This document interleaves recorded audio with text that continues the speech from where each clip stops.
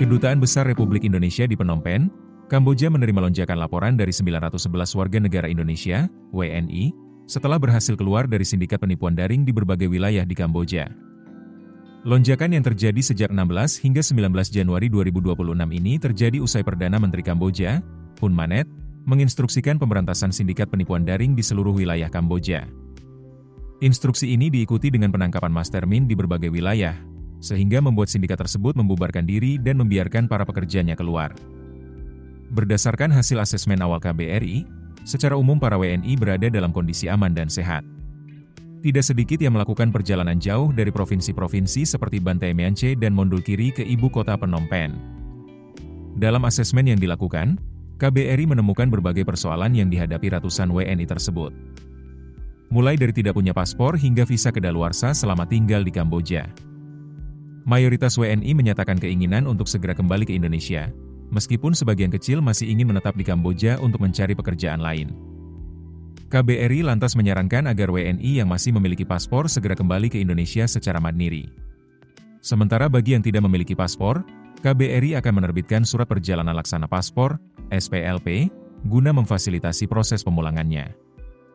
Sembari menunggu penyelesaian proses keimigrasian, KBRI menyarankan agar mereka mencari penginapan sementara di sekitar KBRI. Sementara itu, Duta Besar RI untuk Kamboja, Santo Darmo Sumarto telah bertemu dengan senior minister sekaligus Ketua Sekretariat Commission for Combating Online Scam, COS, Kamboja, Chai Sinarit, Senin, 19 Januari 2026.